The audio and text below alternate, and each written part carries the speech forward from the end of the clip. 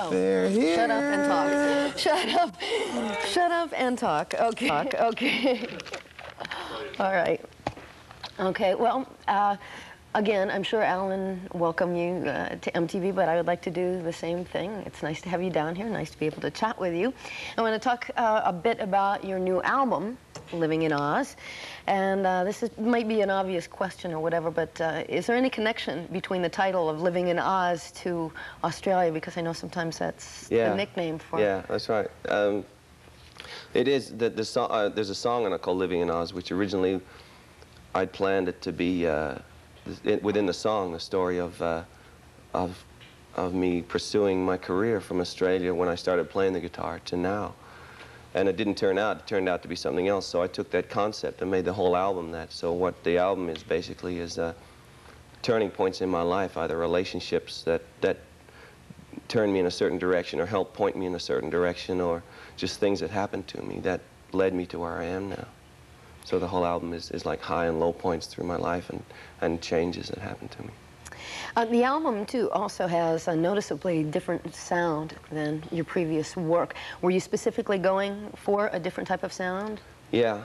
I thought if I brought out another Success Hasn't Spoiled Me, you know, that'd pretty much be it. And Success might have spoiled you. Yes, it might have, you know. So, but plus I'd been listening to a lot of things, and there was a lot of directions that I saw open. And for the first time since Working Class Dog, I had a chance to become totally involved in it. When I was doing Success Hasn't Spoiled Me, I was working so much on all the other things, the TV and the touring and everything, that there's no way I could have been really as actively involved in the producing as I like to be. That's why, you know, because I think Keith's a great producer. Keith Olsen's a great producer, but that's why this time I had the time, so I wanted to. You know, I wanted to produce it, and I had sounds in my head that I wanted to put on the record. Yeah, that's right. That was the next question I was going to ask you. You did produce Living in Oz yourself. How did you find that? Do you like producing yourself, or do you prefer, let's say, to get Keith performing or producing? Ever since I started recording, I've always been really heavily involved in the whole thing, the whole production, because the fact that I write. And when I write songs, I always make demos, you know, and do all the instruments. So I'm pretty set on how I expect it to sound. But when I did Jesse's Girl, which was the first song I'd done with Keith, those two, Jesse's Girl and I've Done Everything for You sessions, I learned more about producing from him in those two sessions than I'd learned like the past 9 years of my life. And I think a lot of people have learned from Keith, and there's a lot to learn from him, and I'd work with Bill Drescher, who on Working Class Dog, on the rest of the tracks on Working Class Dog, and so, you know, I took what I'd learned, and what I also had in my head, and did it. It's a lot more fun to do it yourself for me, because, you know, if you got the concept, why not? Do you think you'll go on and produce maybe some other artists? Yeah, I'd like to. Right now, I don't have the time, but I'm always looking around. There's some Australian acts that I've known for a long time, you know, some artists that I'd really like to get involved with, and I'd be interested in looking at, you know, doing something in America too. When you released Working Class Dog a few years ago, you seemed to be plagued, not to mean that derogatory at all, but with a teen idol type of following, and now it seems like you've consciously, maybe, I think, gotten away from that. Have you intentionally done that? Well, see, my idea is not to turn anybody off, but I want to expand and go as far as I can, and to do that, for me to have the freedom to do that, it means having a wider audience range as I can get, because that's really where the longevity of an artist is. And it's not that I don't.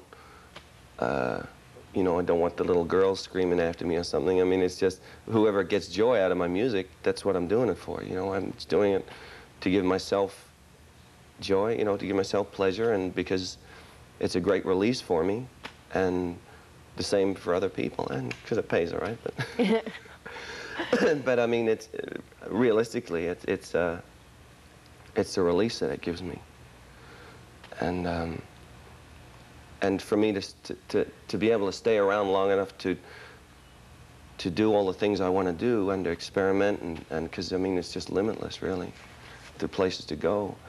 I have to broaden my audience to stay around, because a lot of the teen magazines, it's really it's a case of this month's flavor, you know, and already I'm last year's flavor in the teen magazines, which you know is what fine flavor for me.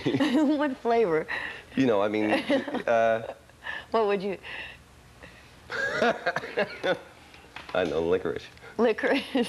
Is that what you left General Hospital to broaden your audience? No, I left General Hospital because I'd been on there for almost 2 years, and it was something that was obviously meant to happen just because the timing was so perfect with the release of the record and the show hitting its peak that summer, and it was something that I really feel was just meant to be. But I'd gone as far as I could go within that show, and wanted to go into other things acting-wise. You know, I think it had helped me as far as it could acting-wise. I'd learned a real lot about myself as an actor on it, and I wanted to do films. Well, that's exactly what you did. You moved on to another acting project. Hard to Hold is the name of the film. Can you tell us a little bit about that? What type of character do you play in that film? Well, it's it's a musician, but it's basically a love story about two people that come from totally different worlds and trying to make it together in the really high pressure and God, it's sounding like a sitcom, in the high pressure world of modern recording. But actually, it was great doing it. It was a lot of fun, and we got a lot of freedom within, which I'd never had experienced in doing TV work, to be able to get a scene and sit down for like, you know, a couple hours and go over it with the person and know what we wanted to do with it, because the intent is pretty much there, but to have the freedom to say whatever we wanted to say to get to that point. And there's a lot of the casting I think was real good. There was. I saw, you know, like all the screen tests. I was in on all the screen tests and everything. And Janet Elber plays one of my co-star, and Patty Hansen plays who is supposed to be my co-writer within the band, you know. And we're going through a lot of hard times. And there's a couple of stories going through the film, but it's basically a love story. So you worked with Patty a bit Hansen. of nudity. Oh. A bit. Sorry, Mom. So it's R. R, right? I think it will be R, yeah. R. Well, you did work with Patty Hansen. Now, she didn't play your girlfriend, but she played a co-worker. Well, she played my one-time girlfriend, and the relationship is cool because of it's one of those relationships where, you know, you get with someone and you really like them, and it's almost like for one of you it's like a brother-sister relationship, but the other one wants it to be something else. Now, you mean that screen-wise, yeah. Right? Yeah, I wanted to ask you what it was like to work with her. Oh, she was great. The thing about Patty is she's a real original. She's so, I've never met anyone quite like her. She'll go up and just throw her arms around someone and hug them and just say what's in her mind, you know?